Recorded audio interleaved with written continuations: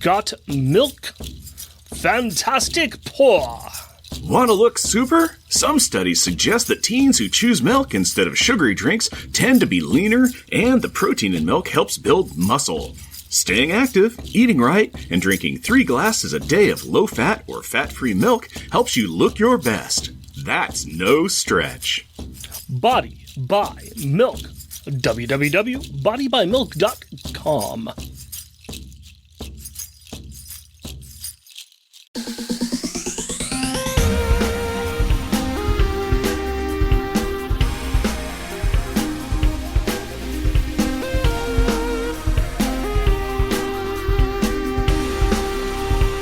Welcome, dear listener, to our podcast. Jeff and Burke present Unpacking the Power of Power Pack, where we journey through each issue of comics that include a member of the most underrated Marvel series from the 80s while drinking beer. Analyzing awesome and amazing adolescent adventures and absorbing alcohol. I am Jeff. And I am Rick. I random once, I random twice, I won't let go at any price. I need you now like I need you then. You always said we'd still banter someday. Random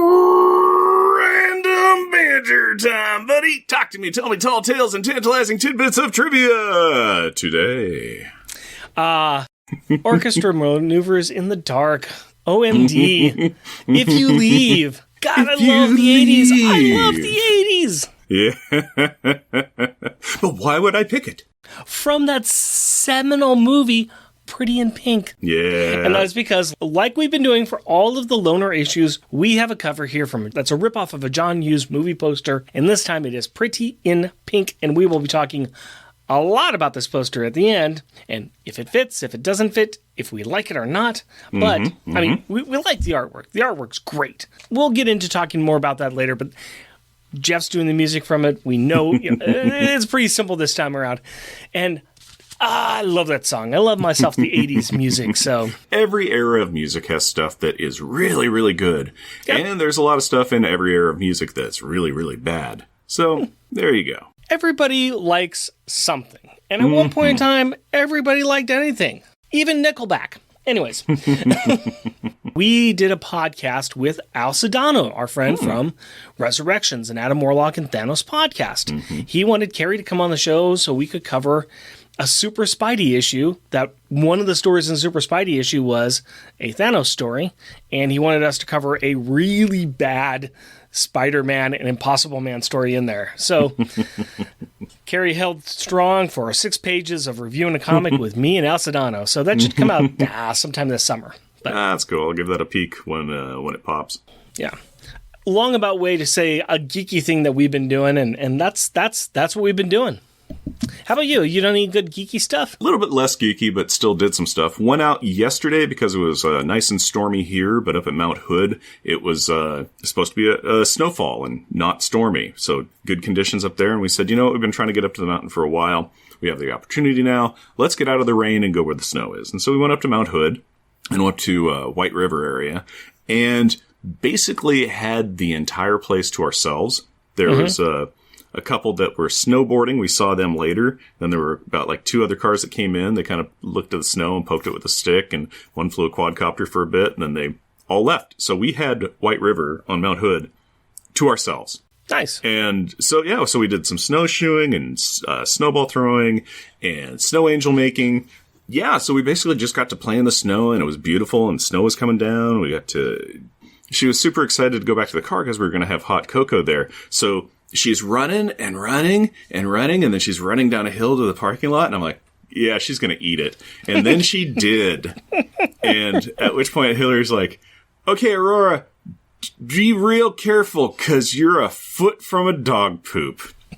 The only dog poop on the entire frickin' mountain anywhere near us, and that's where she almost falls into. And I'm like, that's great. Thank you. But beautiful day up in the snow. Like I said, had the place to ourselves, basically. Had hot cocoa afterwards in the car. Drove home and stopped and did a bunch of geocaches and stuff. And it was a really nice day.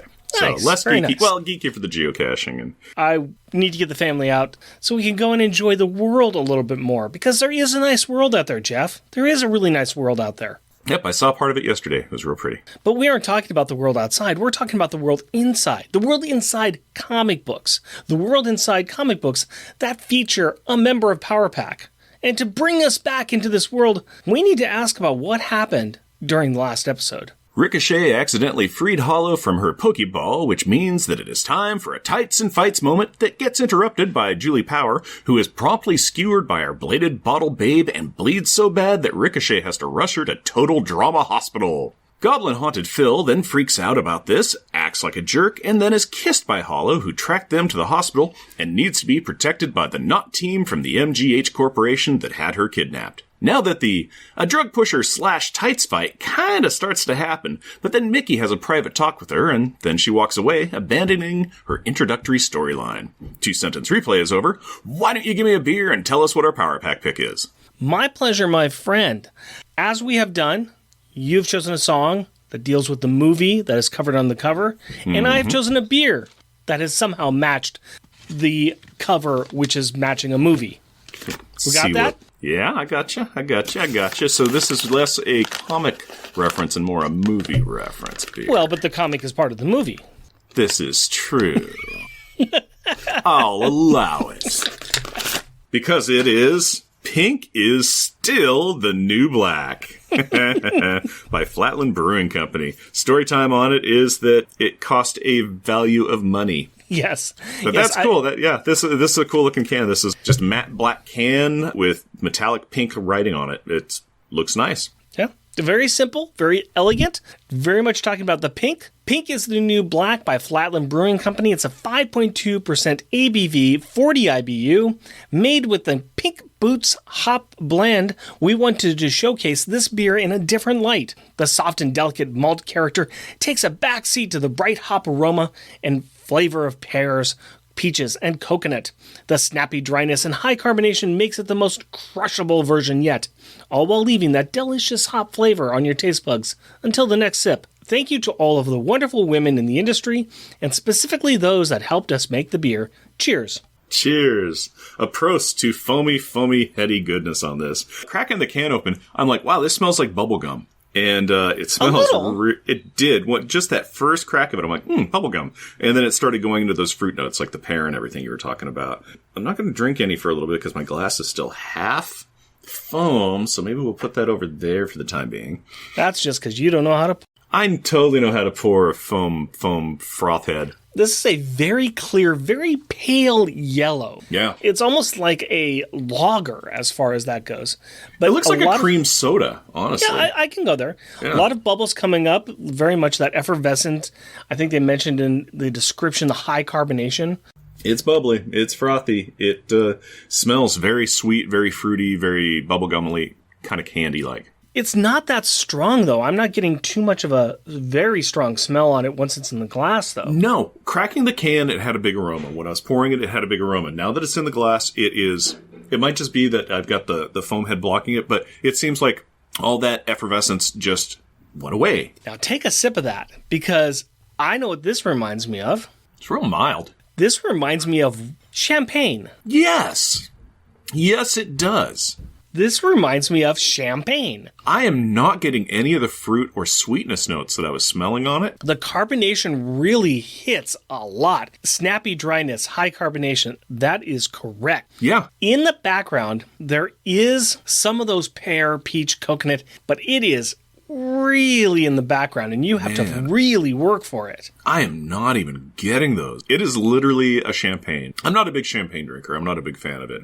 This tastes like a very nice champagne. This would be a champagne that I would go back for. As a beer, I'm a little confused. Yeah? But I'm going to be drinking it for the entire hour. Right now, I really like the way that it smelled when I opened the can, and now I'm kind of just getting neutral about it. I'll tell you what, though, it is very easy to drink. Yeah. You aren't having to fight anything with it. You aren't having to try to decipher any tastes. It's not strangling your tongue. It's not tarting you out. It's not doing any of those things. Yeah. The carbonation and bubbles just make it go right down the throat. This is a very quick and easy beer, so... Yeah, this is a very pour down the throat beverage. Mm-hmm. Easy to move through, like a John Hughes movie.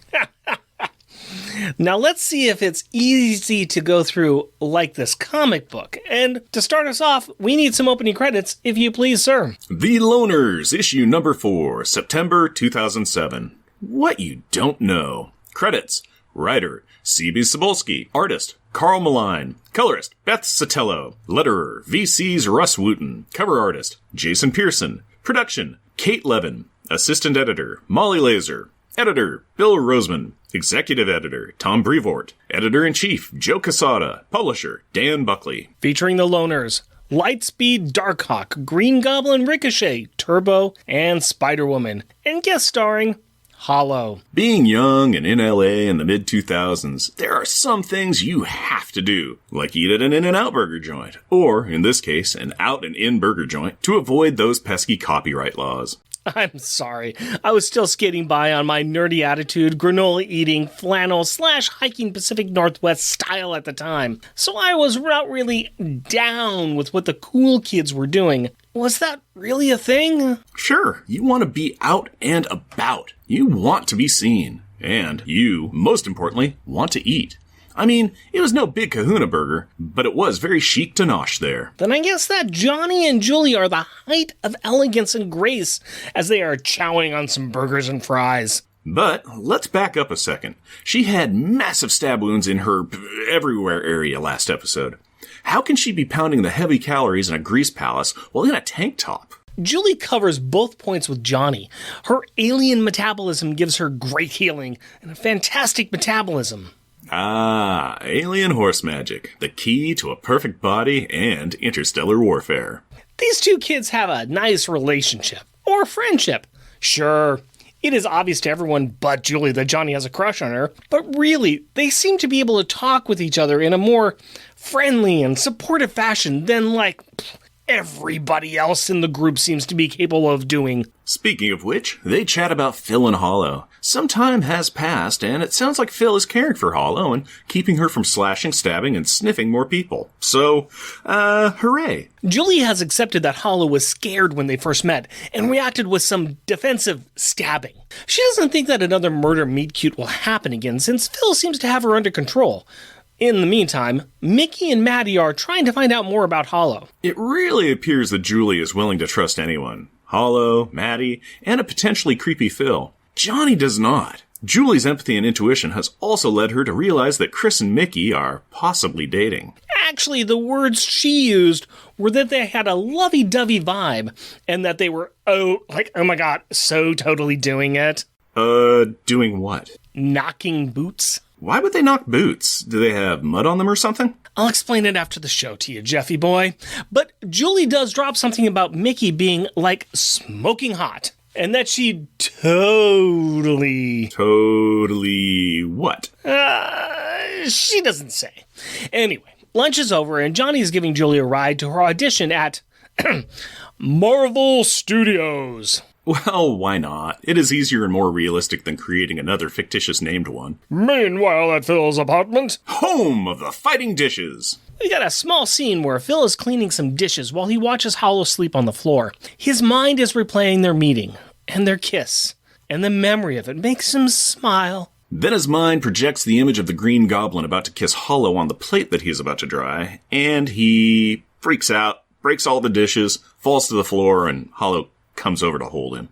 Yep, he is doing just fine. Back at the auditions for Civil War, Julie busts through the door, angrily explaining where the casting director can shove his take some acting lessons critique. Apparently the director makes movies that are mostly CGI, and, well, in Julie's opinion, they are not so good. While Johnny and Julie are doing a Siskel and Ebert in the movie studio hallway, an action director named Mr. Lowell hears them. He is one of those, gosh, it's refreshing to hear truth spoken kind of guys.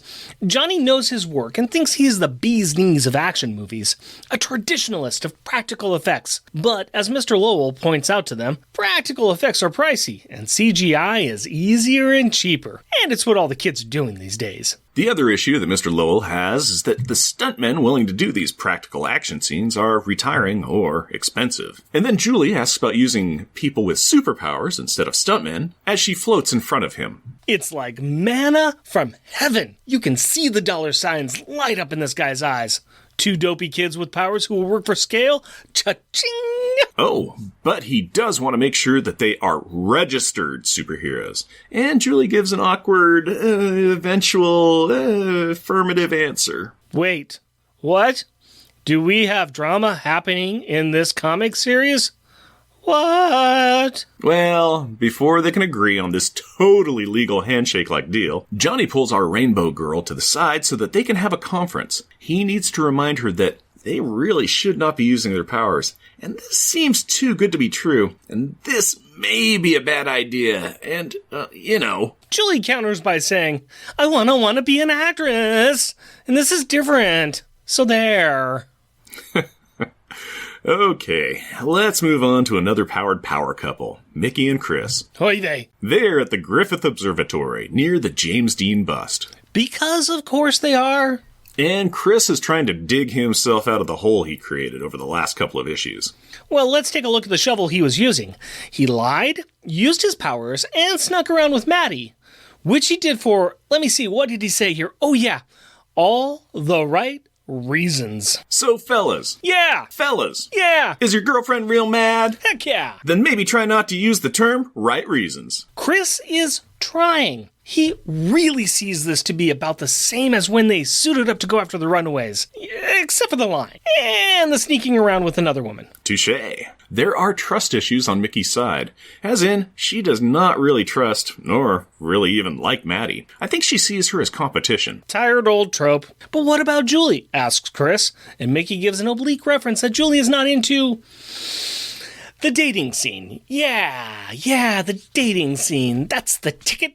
Too busy, too focused on their career. Dating scene? Career? Yeah, they just dangle this shoe for a while now, don't they? Oh wait, is this shoe one of the ones from earlier that had mud on it that needed knocking off? Anyway, these two crazy kids kiss and make up, and then start talking about some bedroom costume role-playing, so we should just, move on to, The Black Cat and the Iron Fist? Yeah, sure.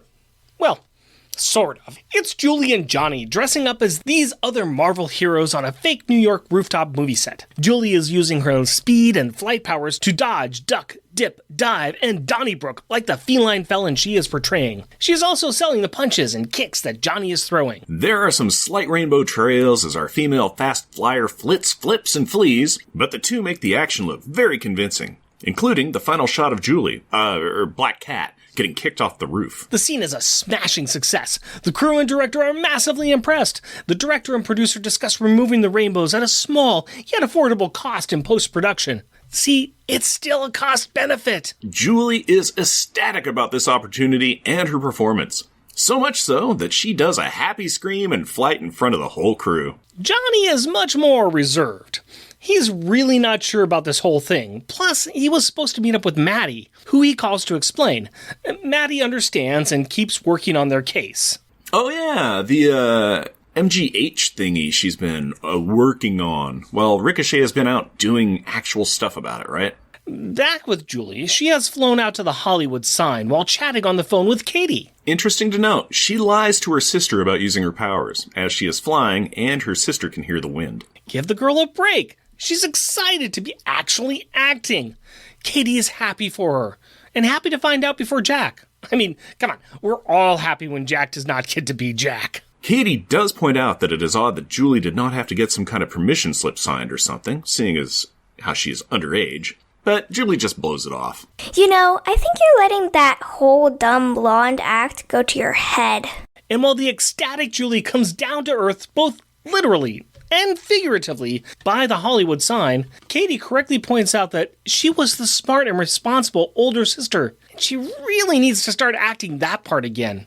Bam! A phoned-in punch from the sister. Take that, Julie's ego. Knock, knock. Sometime later, we are back at the studio, and Julie is changing out of her movie costume in her trailer. And we are dropping a trigger warning here for an attempted sexual attack on an underage woman. Yeah.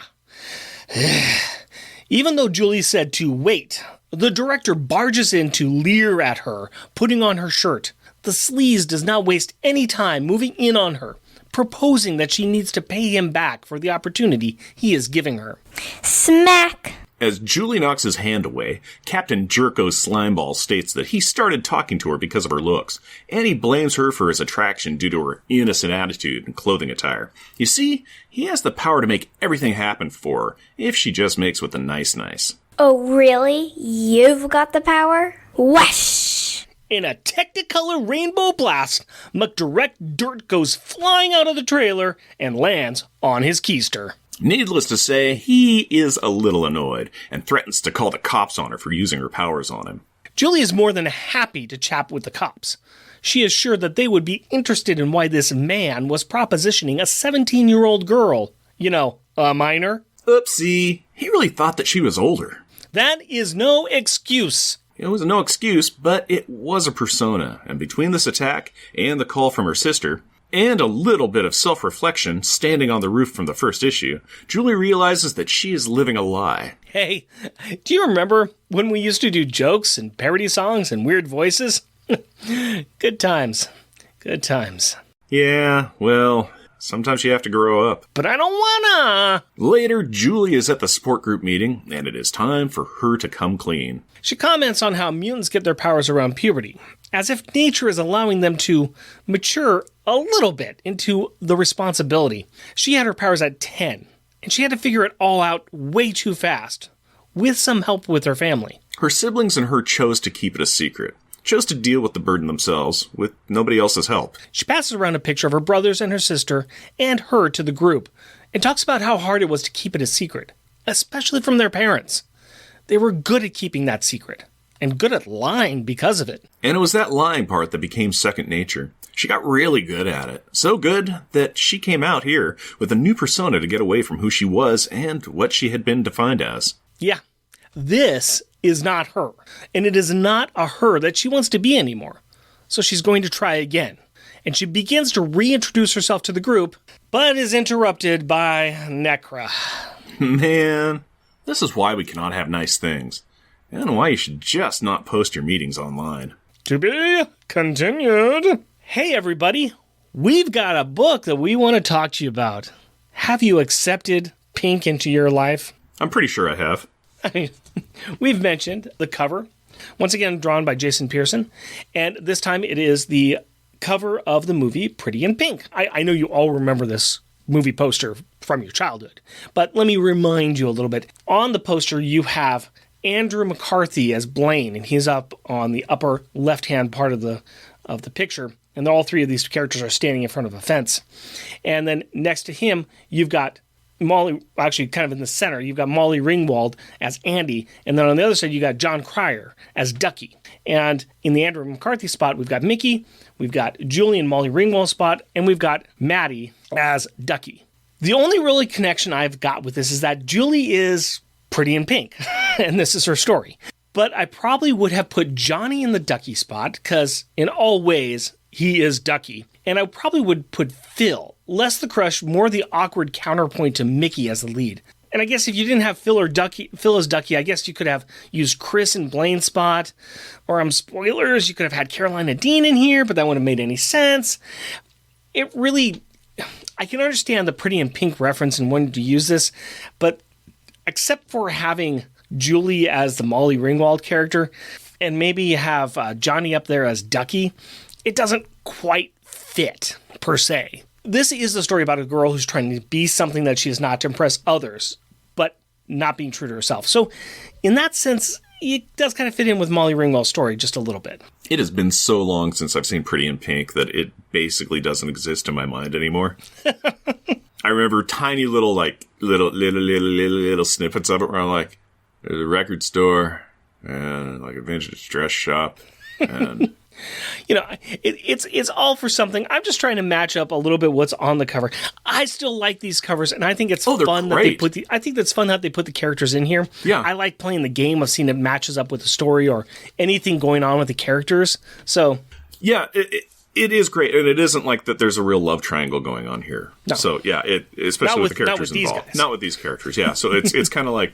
Yeah, all right, they just put characters in there. This one seemed very much just like, hey, I want to do Pretty in Pink. Okay, cool, do that. What characters are you going to put in there that makes sense? Makes sense? No, I'm just going to put characters in there. Well, we will talk a little bit more about Love Triangle when we get to the next issue, and That one fits a bit better, but we will get there. Let's talk about this Julie-centric episode for now. We have been talking about this, that this is not the Julie Power we know. She is presenting herself as older, dumber, naive, and ditzy. She is trying to be an actress, which that's not really fitting with her character that much. But I think this is a little bit of a redemption arc for why Julie is the way she is now. Mm-hmm. It has been many years since we've really seen the character. They have aged her up. There has probably been a bunch of other things that have occurred to her that have brought her to this point where she says, I have spent a long time lying. I have always been the smart one. I want to do something else. I want to live a different life. And now is a point in time where she's realizing, I'm really lying mostly to myself. I don't want to be this person. I don't want to get myself in these situations. There are other things that are happening that I'm just letting go because I want to live this life and persona that I've made up. Mm-hmm. Hollywood Julie, she said, yeah. Yeah. What's interesting in this, too, is that they like canonically aged her. They said what her age is. She's 17 now. They've said it. They wrote it at, I think, in the beginning introductory letter, kind of opening page, saying she was 17. When Slimebag McDirector was, doing stuff with her, it was just like, hey, you're sexually predating on a minor. Yeah. Who's 17. The cops are going to want to talk to you about that. It's just like they kind of hammered in the I'm 17. So they're giving her an age and going, okay, yeah, here she's not 14 like we kind of made it seem like 2 months ago, but now here it is. It's still a problem, but it's better. Yeah, so they've done that. They've also stated that Julie's parents know that she has powers and that she promised to not be using them. And Katie threatened to tell mom and dad that if she was flying. So I think her flying in movies is totally a smart move and totally. Well, she can say that she was that because she has experience in fighting. It was really easy for her to get this role, and it was just special effects that she was using around her. It still seemed like a big stretch. Yeah, we kind of covered it where it's just like, but I really, really want to be an actress, and this is different. They're telling me to get an acting lesson. How about if I'm a superhero? What if I can fly? It's like, wow, that Johnny even says it. He goes, you just outed yourself to that director. Yeah. To simply see if you could get a film. It's yeah. So it's still kind of dirty feeling. I don't know. She can do what she wants to do. Mm-hmm. I think she knows she's making bad choices. The bad choices swing back around to hit her. I think that it is fair to say that she does have trauma from lying and keeping secrets. I think it's interesting that she chose to be with these people as a way to protect herself. She's used to being with people she knows. Yeah. She knows she has to be around superpowered people. She really doesn't want to give up or stop using her powers or stop being a hero. No. But I think she's willing to start either going down this path or coming to terms with who she is. And she wants to come to terms with the fact of the path she's going down as well. Part of it, though, I'm going to interrupt you here. It's because you were saying that she doesn't want to be, she doesn't want to use her powers. She doesn't want to be a hero. It's like, no, it seems like she wants to use, or she does want to use them. It seems like she wants to use her powers, but she doesn't want to be a hero because she's not doing anything really. I mean, she went to a warehouse and got stabbed. That was about the most heroic thing that she did. She was trying to de-escalate a situation. Yeah. That was her point. Yeah. So that is a very heroic move. Mm-hmm. She saw danger. She went to help her friend. I think she does want to be a superhero. And I think the direction she finally goes, because I'm going to say it, one of the next things that we're going to be covering with her is eventually her being part of Avengers Academy. Mm-hmm. So she is going to go back into the superhero lifestyle very hard. Yeah, at the end of the book, too, I think when she was talking about how she's been lying about who she is and everything, it seemed like she kind of rehashed Johnny's speech that he did when he walked out. She didn't walk out this time, where she was just like, hey, we were kids. We chose to keep it a secret. We came out here and I'm with the group. And it's like, because she even basically said, I'm fuzzy on it right now, even though I've read it several times. Basically kind of making the feeling or the statement of going, maybe us hiding our powers is against who we are and is not healthy for us. So I think it seems like there's several party members that are like, there's a direction we should go, and it's not the direction that we said we were going to. Yeah. I want to also mention to you that this is not necessarily a new idea with superheroes using their powers on movie sets. I mean, no, it's not. We've talked about it before on our show. Wonder Man. He is an LA native. He is in LA being a Hollywood guy. And part of his deal is he is an actor. He also looks good. But he's got superpowers, which gives him another edge as an actor because he can do things and things can happen to him. Yep. And he's not really going to get injured. So there's a lot of things in that. I can't remember what books it was. I don't remember if it wasn't Wild Cards.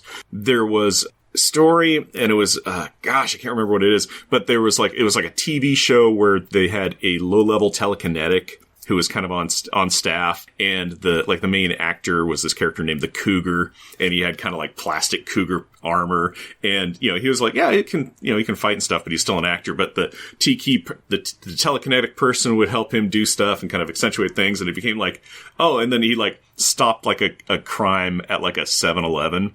And he became real popular for that. It's like, he's a hero and he's an actor and stuff. And he's just like, I'm actually kind of a guy, and this is starting to get too real. In fact, like a big team was like, hey, would you like to join our team? And he's just like, I don't want to be killed. No, I wear a plastic Halloween costume. I'm just a soap opera person. I'm getting threats on my life now from people that are very, very scary. I cannot do this. Please stop telling everybody I stopped a crime ring. I stopped a guy from like stealing $20 out of a register. There's that, which is great. There are examples of powered people doing kind of like the television stuff, which is neat. Yeah. And it makes sense, too, because it's like, hey, we need this effect where somebody flies through and then gets shot with bullets. Okay, cool. Yeah, we'll totally do that. And I will say the scenes of them doing this action, it's great. It's fun. And it's like, this is what you want to see in a really cool movie. Yeah, I love all of that. And they can do it really well between their two powers. So, let's do that some more. That's cool. There's a Mary Jane comic book run, which is all about Quentin Beck, Mysterio, pretending to be a different director, a popular director, to get a story made. And he's filming a movie, and he's hiring in a lot of, Mary Jane is playing Spider-Man and Mary Jane, and is also, it's got lots of kind of second string or kind of quasi-reformed villains on cast. On set working. It's like, the kangaroo is like, a lighting specialist and all sorts of stuff. It's great. And then like the Sinister Six is really upset because they're like, this guy's making Mysterio look good in his story. What about us? He's like throwing us under the bus. We need to shut down this production. They're lying about us. And it's this whole thing where it's just like, this is just a whole bunch of villains and Mary Jane fighting each other and also making a really good movie. Let's talk about some relationships. We've got Julie and Johnny. They are friends. They get along. They seem to be the most healthy people in this entire thing. Now, Johnny's got a crush on Julie. Yes. He's not pushing it. He's not asking for anything. He's got a crush on her, but he's also being a very good friend. Yeah. And I think that they've got a very good friendship. So they do. They have a lot in common. Yeah. They can talk about a lot of stuff. They really, they both love Lord of the Rings. They both like burgers. I'm sure there's more to it than that, but stronger friendships have been based off lesser things. So we have the burgeoning relationship, or we have something interesting here between Phil and Hollow. Mm-hmm. She likes him or trusts him for some reason, and he's taking care of her, and he's fine with that. He finally has control over something. Mm-hmm. And he doesn't realize that he's lost control over everything else at all. And then we have the secret relationship between Mickey and Chris, which nobody knows about yet. Yep. Yeah, in fact, Julie has picked up on it, going, you notice the lovey-dovey vibes between those two? I think they're dating. Yeah. And Chris in that is, shocker, spoilers for coming up. This will be mentioned again by me. But, Chris is not Chris, that I called Johnny Chris, was because the director, after they just finished the scene and it was cool and everybody's applauding him, saying, oh my goodness, that was one take and that was so amazing and everything. And Julie's saying, I'm so glad everybody's happy. I got to call my parents. They're going to freak out. And the director is all, fantastic, Julie, just fantastic. You and Chris are going to be stars in this town. I'm thinking that that's just a mistake on the part of the writer. It probably is, but I think it's funny to just think that it's just like Johnny put in a fake name there. Johnny put in a fake name, or the director was just so focused on Julie and his wants there that it was like, and that other guy, probably a Chris. So. The only other thing I think we should talk about, at least mention a little bit, is the sexual assault. And I will say this, I do like how this book handled it. Mm-hmm. This does happen. This especially happens in Hollywood industry. Mm-hmm. And it was completely inappropriate. Julie was in the position where she does have the power to stand up for herself and to put down this human man. Yes. And she's not afraid to use it. She didn't hesitate. She didn't blink. She just said, you think you've got the power? I don't think so. She also showed restraint because she just rainbow blasted him out of the trailer. I like the fact that there was almost nothing there. She just said, look, I came here to do this. If you're going to act this way, we're done. Yeah. And I am willing to drop it. I don't need this in my life, and I don't need this entire thing. And I applauded for that. She didn't like, well, okay, we'll do this because I really, really want this job. Yeah. She never sacrificed any part of herself for that, not even for an instant. It wasn't even on the radar. Yeah, it wasn't even an option. It was just like, no, this is not right and this is not happening. Julie can be anything she wants to be, and she doesn't need to get this kind of abuse. No, she does not. All right. But you know what does need to get an abuse of some sort? What, Rick? Our critiques of what our feelings are about the art in this book. I had nothing there. I tried my best. It failed. There was a germ of something there, and I just cleaned it off with some cleaning solution. That works. That didn't work. That was, you were going somewhere with that one too, and that also got scrubbed away like yesterday's dinner. Not a good day. Not a good day at all here, I guess. But let's talk about some final thoughts. Let's talk about the Gallery of Greatness. What piece of art in this book needs to be pinned to the walls of our soon-to-be-destroyed basement where we hold our AA meetings? Mm-hmm. Actually, they're not AA. I guess they're just anon meetings. No, they're just anonymous. Just anonymous meetings where they introduce themselves a bunch. So it's not even anonymous. It's just meetings. Anonymous to everybody else. Yeah. Anybody that doesn't show up, it's anonymous. Jeff, I need you to take a look at this date that is occurring at the observatory, the Griffith Observatory, because there's something I find to be very funny there.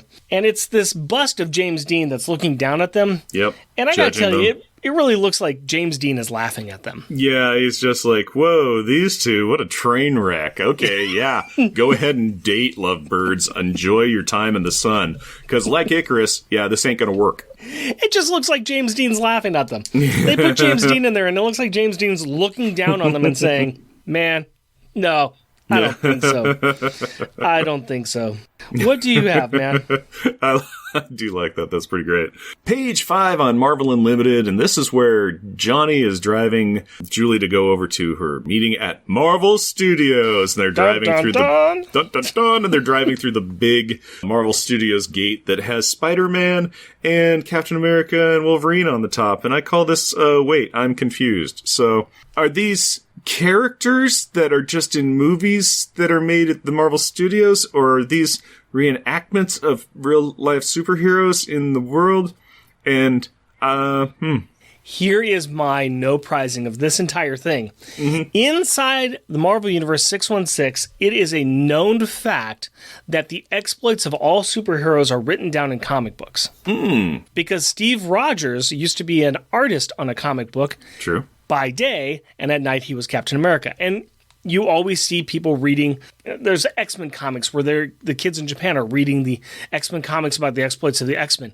That isn't given. So it doesn't make it too much out of the stretch of the imagination that a lot of those comic books or a lot of those publications of chronicling these exploits of these superheroes would be made into very wonderfully financially lucrative movies. I'll accept it. Here's your no prize. Now, here's one problem that I do have with it, though. At the time, only one of those three individuals was actually owned by Marvel Studios. Spider-Man was owned by Sony. I think X-Men was still over, or Wolverine and X-Men were over at Fox. So that is called copyright infringement on Marvel Studios. Who knows? Yeah. No. Oh, I'm sorry. That's not Wolverine. That's Blade Man, and that's not Captain America. That's no. Captain America's fine. Captain America's fine. Oh, okay. That's, it's the Spidey boy. That's Arachnid Man. That's Web Kid. The popular character Web Kid. So if we want to go a couple pages after that, I guess it would be about page 7.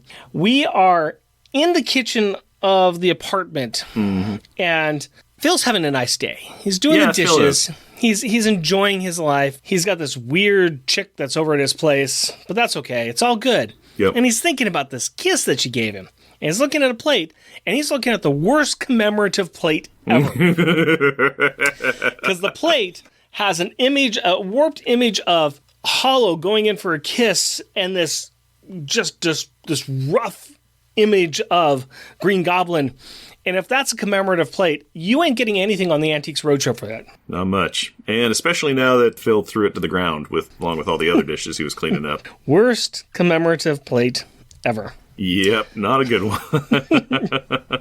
What do you have for another funny one? My top funny one is page 13. All right. And I call it all of it, because I love page 13, all of it. This is when Julie and Ricochet are dressing up as Black Cat and Iron Fist and having a big bounce around fight. And it looks like it was probably a big 2-page splash page, and it's 1, 2, 3, 4, 8, 9, 10, 11, 12, 13, 14, 15, 16 panels of just glorious, them pretending to be people, and it's so cool, and I love it because it's hilarious to me. Let me tell you about my backup good art, and that is the 3-panel action Fight Club piece at the bottom left of this double-page spread. Which is great. Yeah, which is an elbow that Iron Fist is going at Black Cat. Black Cat's bending down. A knee that Iron Fist is shooting towards Black Cat, but Black Cat is blocking it. And then a punch that is getting blocked to the side by Black Cat's hand. It's very, very cool looking, and I like that so much. That is my backup good art, those 3 panels right there. It is pretty great. I think my top funniest in this entire giant spread of panels, which is just so great, is when the director's asking, it's like, hey, you guys ready to go? And they're like, ready, willing, and able. And it's Black Cat giving a thumbs up and Iron Fist behind giving the shaka. Just the thumb and pinky out, just kind of, it's like, yeah, it's all cool. We're loose and ready to goose. It just cracks me up. It just cracks me up knowing that who it is in there. What about good art there, buddy? What's your backup good art? My backup good art is on page 7, and I call it Hollow Support. And this was on your worst commemorative plate ever page, which has Hollow wakes up and shreds the blanket that was covering her from being on the floor and runs over to Phil to see what's going on. She's like, I gotta protect this guy.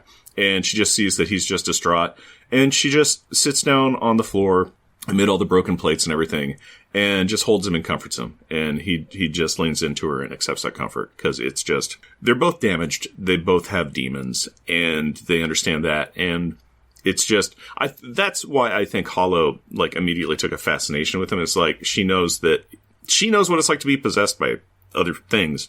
And he's haunted. He's hag-ridden. He's got a goblin inside of him. Yeah, I can definitely go with that. I like that image. It shows comfort. It shows caring on her face, and you can see he's kind of a broken man. Yep. So I definitely agree with that one. My top best one is the top of the page after Julie knocks McDirector Dirtbag out of the trailer. And he is flying out of the trailer in a cornucopia of colors, and it's wash, and it comes out, and I just called this Rainbow Bash, because that's what it is. It's on page 18 of Marvel Unlimited, and I know that because I called it Rainbow Power. Yep. It is a fascinating and beautiful punch, and I love it. I just love it. I mean, there's nothing else to really say. It looks beautiful, and I like the reasoning behind it. Yep. All of that. Yeah. All of that. Yeah. Same exact reasons. Let's talk about some of the rubber and glue moments. What was the best or most childish insults in this book? Jeff, I've kind of been hogging some of it up, so why don't you tell me what you've got going on there? On this same page, which is page 18 of Marvel Unlimited, after Lowell has gotten tossed off to the ground, he's all, you can't do this! There are laws now that protect us from you powered freaks! I'm calling the cops! Powered freaks. Coming from a guy who was a sexual predator on an underage girl. I felt that was just immensely childish and just the dumbest of insults to call her a powered freak, when it's just like, do you realize you're the monster here, right? This is a joke. You realize you're the bad guy, and you think you had the power. Yeah. You didn't have the power, and you're a freak, and everything about you is wrong. So guess what? You can't go running to the police now going, I wanted to sexually predate on somebody, but they wouldn't let me. It's like... I'm going to tell you what my top one is, because it is on the same page, and it is Julie's response back to him, where she calls him a dirtbag director. Yeah. Dirtbag director. I liked that a lot. So what is your top one, sir? My top one is on page 4, and it's when Julie and Johnny are in the car talking. it's less an insult. There's some insulting in it, but it's just very kind of kid-like to me, or like young person thing.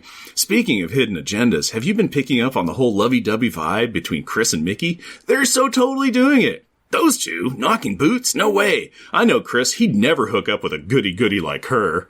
It's like, you guys are children. Yeah, it's the nice digs at the friends that aren't there and talking behind their back. Yeah, I like that one. No, that's good. That's the kids talking behind the back of their friends. I like it. I'd like to go a couple pages in the future back to where Julie has gone into the casting for the Civil War, and she's run out of there.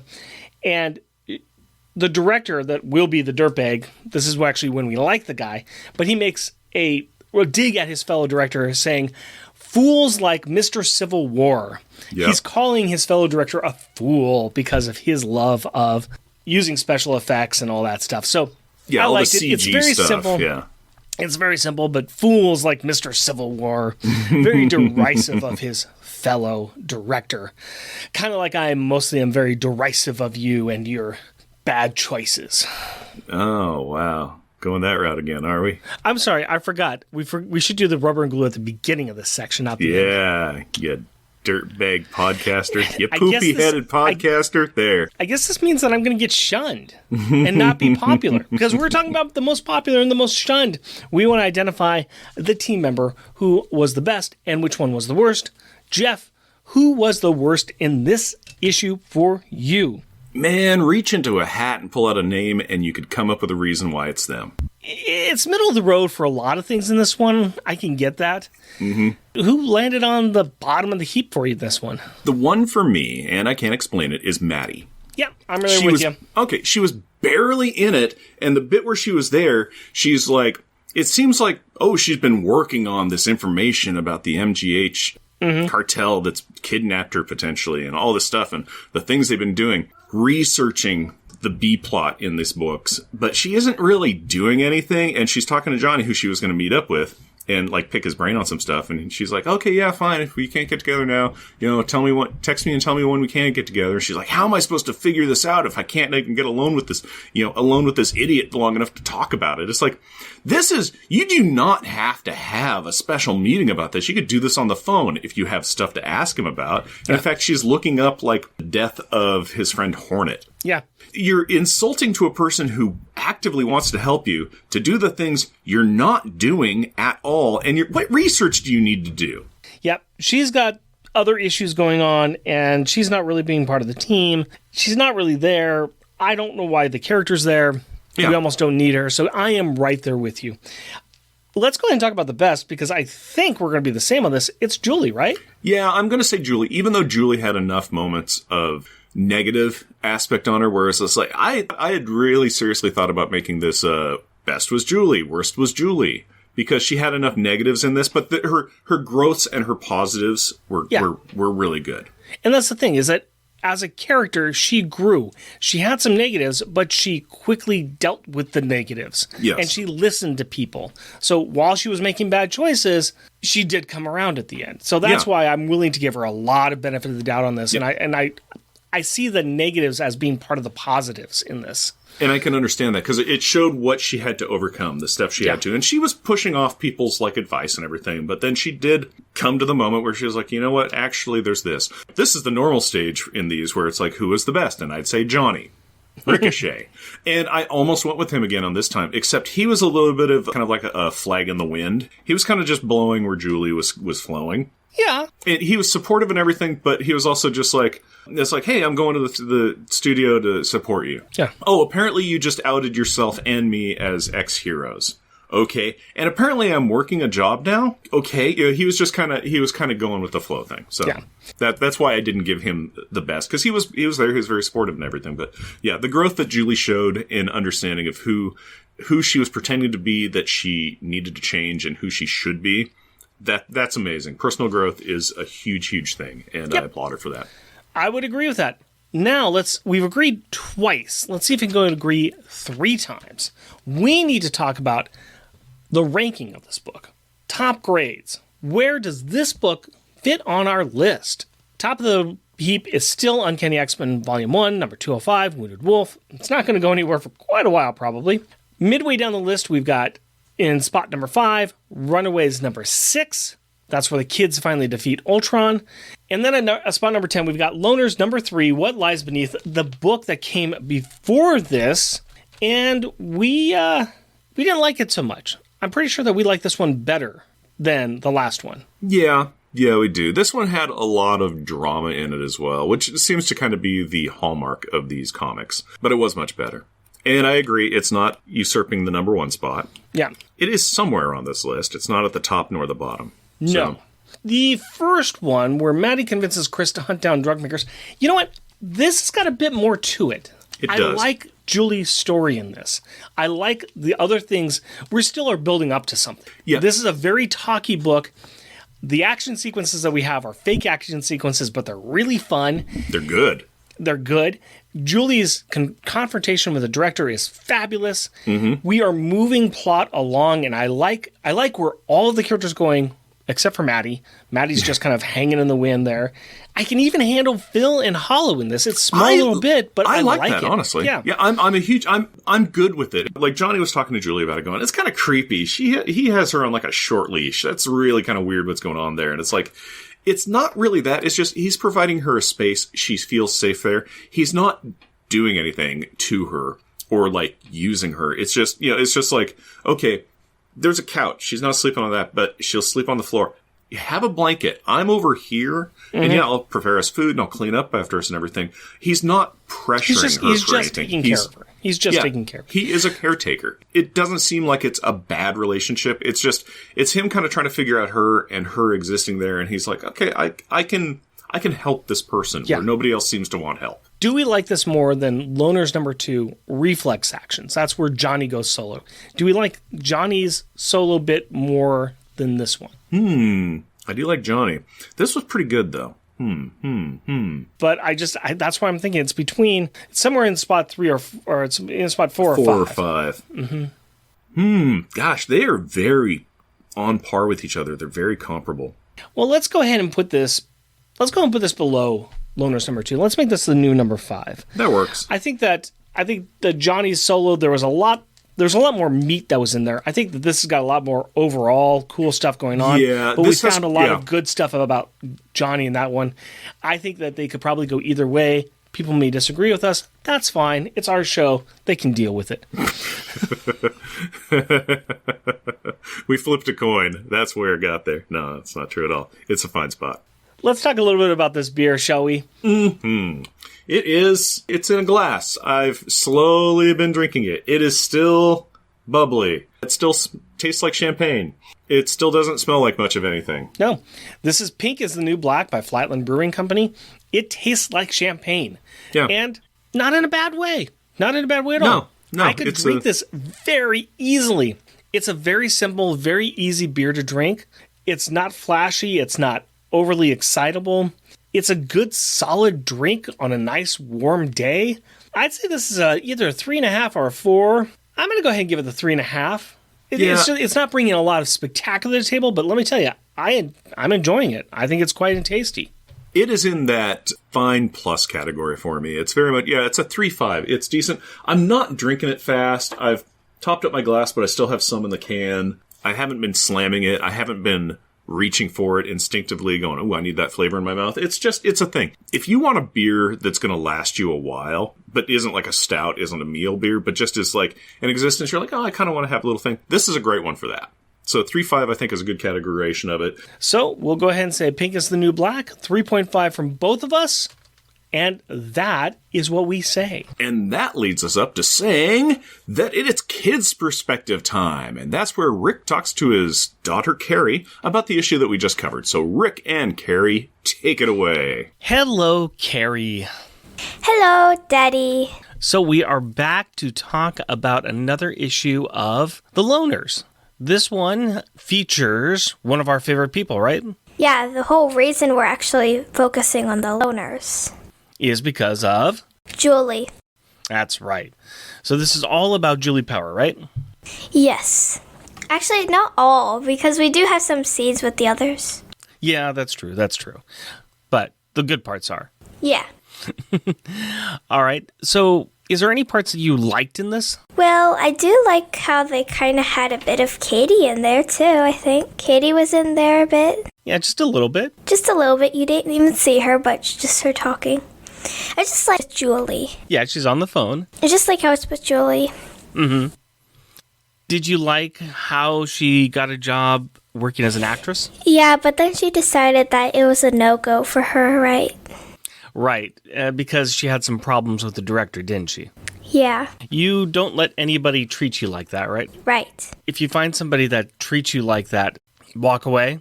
Don't let them treat you like that. Probably. Kind of like what Julie did. Don't get yourself in those situations. And if you do, get out, right? Right. Also, what movie is this cover from? This is from a movie called Pretty in Pink. I haven't shown you it yet, but the people on the cover are Andrew McCarthy, Molly Ringwald, and John Cryer.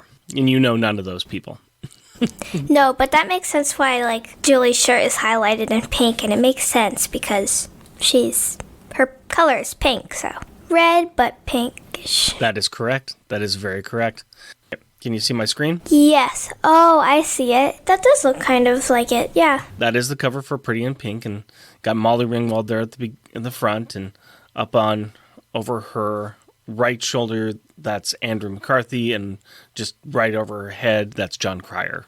It's a pretty good representation of that picture, isn't it? Yeah. What else did you like about this issue? Anything else that you liked about this issue? I don't know. Let me ask you this.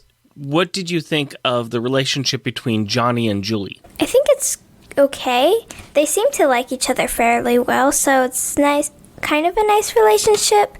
Wait, is there like a certain age limit? Because when we were reading Runaways, Johnny said that it made him feel really old.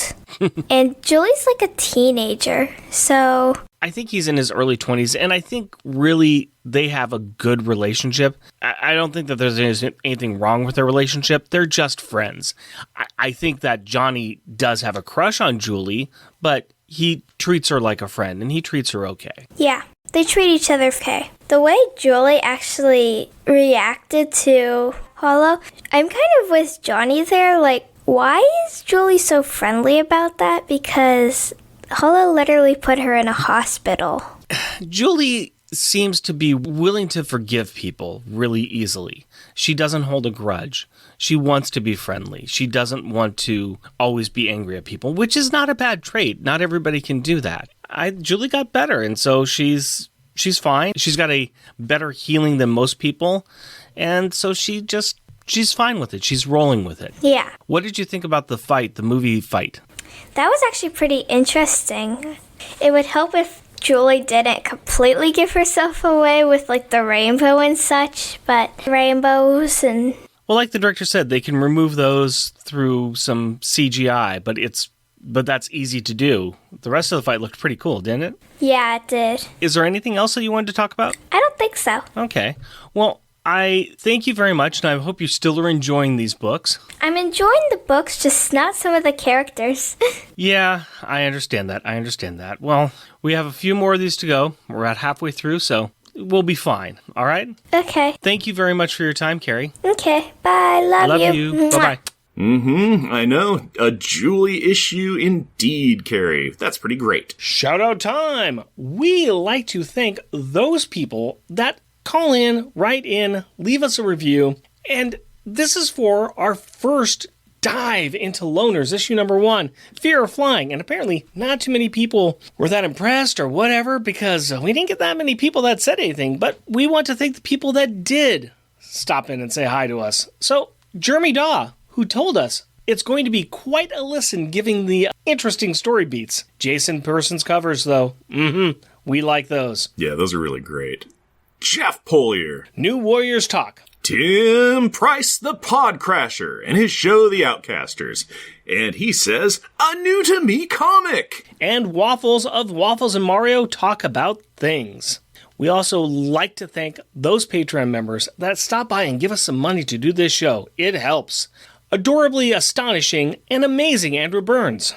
Cheerfully cheeky and charming Char Logan. Challenging, cheesy, and chuckling Charles Gears. Destructive and devastatingly delightful Damian Witter. Dynamically dangerous and devious Doug Jones. Exciting, energetic, and entertaining Edward Verocci. Intelligent, interesting, and innovative Isaac Perry. Jesting, joking, and jovial Jeff Polier. Just jealous and jeweled Jeremy Daw. Muscly, mighty, and meticulous Matthew Birdsey. Mythical and magnificent monologuing Matthew Lazerwitz. Rudely rhyming and running Rustin Fritcher. Steely, salty, and steamy Sailor Bear Zoldar. Sad and sickeningly silly Shag Matthews. Strange and stirringly steady Stephen Gray. Tyrannically terrifying and tame Tim Price. Technically terrific and triumphant Todd Enoch. Way wordy and wobbly Waffles. Weird and wonderfully wacky Wind. Please check out our other shows that we're on. Sometimes, when Jared remembers, he puts our junior agent submissions on the MI6 Rogue Agent episodes of On Her Majesty's Secret podcast, and you can always check out my wonderful movie show, Monthly Monday Movie Muckabout, on the Longbox Crusade Network. Yeah, he's only sitting on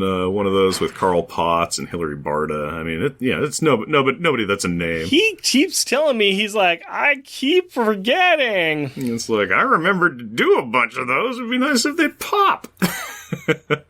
And we have some merchandise available on Redbubble. Go to redbubble.com and search for Unpacking the Power of Power Pack. Jeff and Rick Present is a bi-weekly self-produced podcast recorded in front of a live studio audience of my new microphone. Yes. In Portland, Oregon.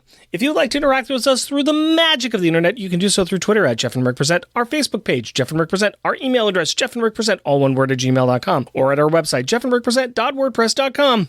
Also, our YouTube channel is at Jeff and Rick Present. And if you would like to help support our show, we are on Patreon.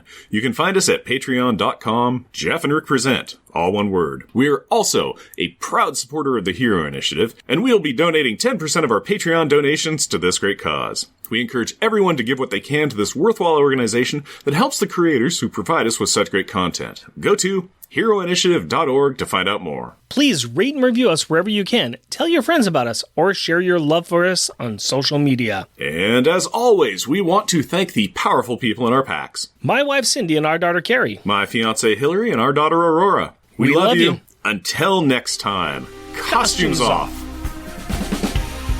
Our theme music is 80s action. Also featured in this episode is Thunderhead.